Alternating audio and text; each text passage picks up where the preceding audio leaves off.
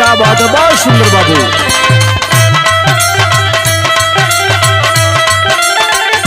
वाह,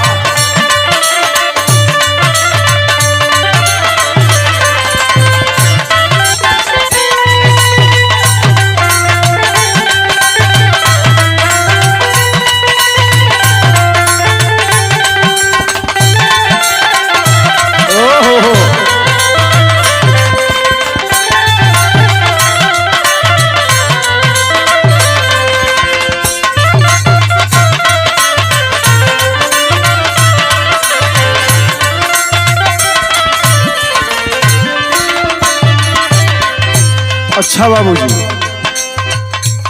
एक ऐसी गीत की रचना हमारे कवि गुरुशरण यादव जी ने किया है। जो इस गीत को सुनेगा, हृदय की अंतःकरण गहराइयों से सुनेगा, तो बाबूजी कलेजा द्रवित हो जाएगा। अगर समाज का उत्थान चाहिए, समाज का विकास चाहिए, तो एक बात कवि गुरुशरण की माननी होगी। मैं भोजपुरी विरहा गायक संतोष कमल साथियों के साथ गीत के माध्यम से आपको बताने का काम कर रहा हूं, जो कवि गुरुशरण की रचना है। क्या लाइन है? अगर समाज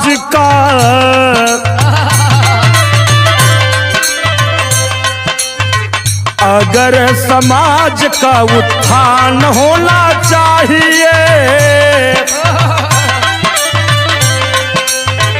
अगर समाज का उत्थान होना चाहिए, हर दिल में नारी का सम्मान होना चाहिए।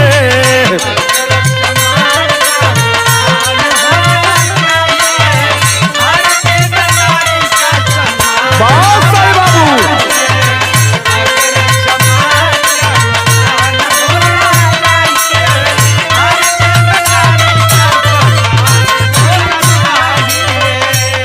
अगर समाज का विकास चाहिए, देश का विकास चाहिए, तो नारियों का सम्मान बहुत जरूरी है। आज नारियों के साथ जो शोषण हो रहा है, जो अत्याचार हो रहा है, उसी को देख करके कवि गुरुशरण की यह लाइन याद आई है। नारी का ही रूप है जो माता बन के आती है, बच्चों पे ममता की मोती मालू लुटाती है।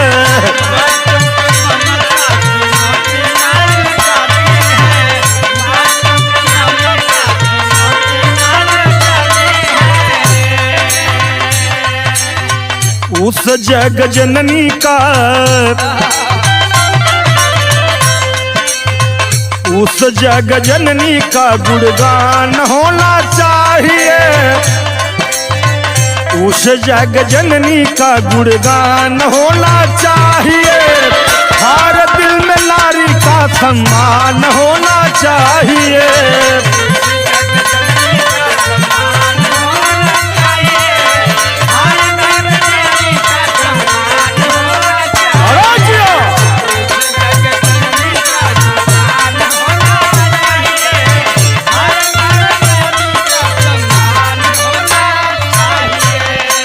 नारी क्या है? माता है, बहन है, बेटी है, पत्नी है। हे बाबूजी, अगर इनका सम्मान नहीं हुआ तो मानव का पतन हो जाएगा। ममता यथा जो समंदर से भी गहरा है, ममता यथा जो समंदर से भी गहरा है, आंचल में जिसके सतीत्व का ही पहरा है।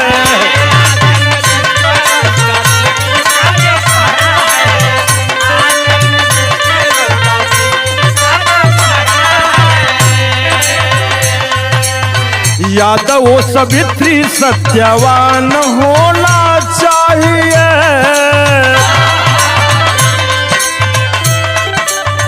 यादव वो सावित्री सत्यवान होना चाहिए, दिल में नारी का सम्मान होना चाहिए।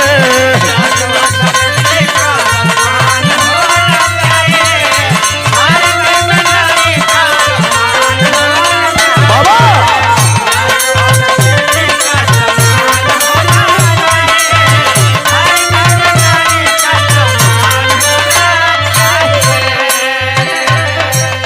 नारी की ममता का कोई मोल नहीं, समंदर से भी गहरा है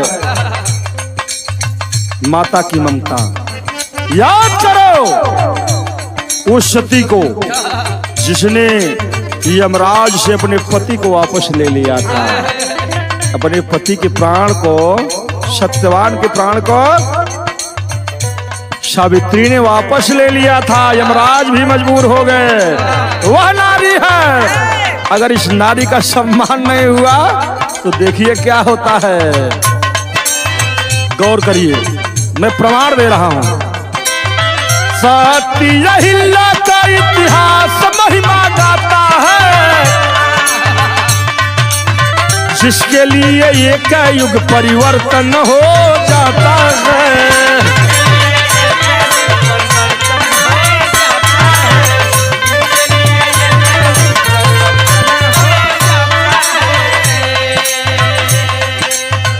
अगर नव दुर्गा का गुणगान होना चाहिए,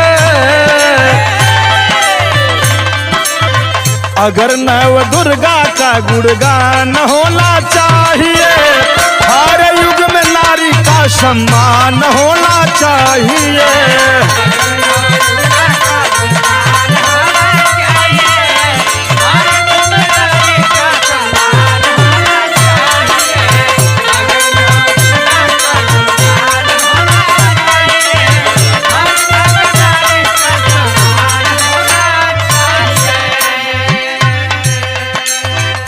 ए बाबूजी, याद करो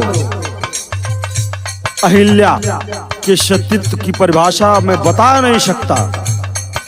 एक युग का परिवर्तन हो गया। ऐसे ऐसी महान सतिया इस धरा पर आई जिनके सामने ब्रह्मा विष्णु महेश भी बालक बन गए। उनके आंचल में अपना समय गुजारा हो।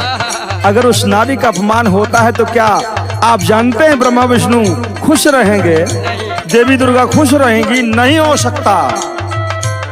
अगली लाइन,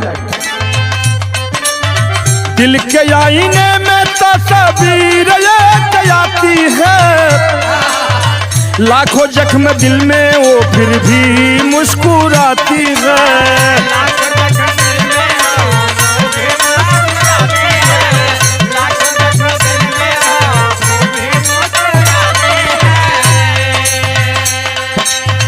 अगर सबके ओठों पे मुस्कान होना चाहिए,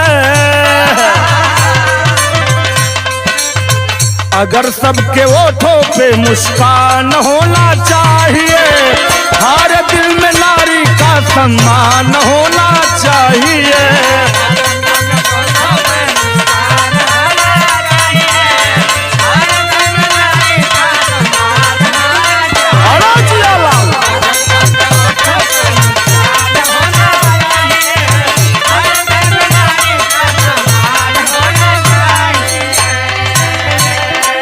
एक नारी का हृदय कितना बड़ा है।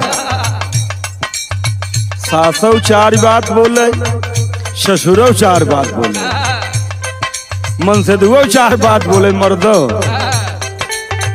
इतना सहने के बाद भी अपने पति की सेवा करती है, अपने घर की सेवा करती है। उसका हृदय समंदर से भी गहरा है। फिर भी इतना दुख लेने के बाद भी वो छुपाकर, अपने दुख को छुपाकर मुस्कुराती है। ये है नारी। अगर इस नारी का सम्मान नहीं हुआ तो मैं जानता हूं कि भगवान का सम्मान नहीं हुआ। अंतिम लाइन, ये हमारी बेटियां बहन हमारे लिए ये नारी है क्या? बेटी ही पार्वती लक्ष्मी का स्वरूप है, बेटी ही घर घर में उन्नति का रूप है।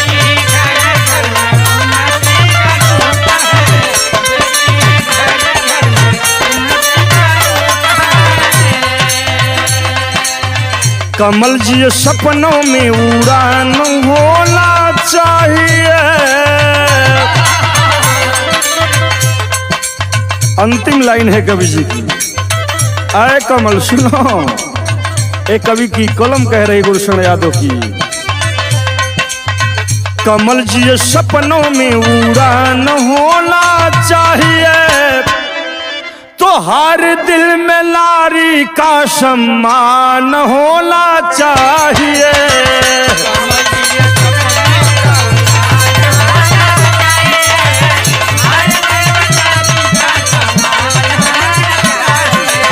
बाबा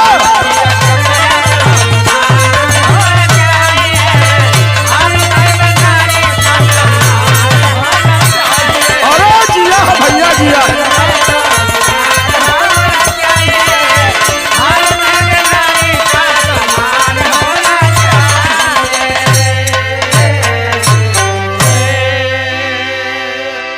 इस गीत को सुनकर अगर कुछ नारियों का भी सम्मान हो गया तो मैं समझ जाऊं कि मेरा गाना सार्थक हो गया।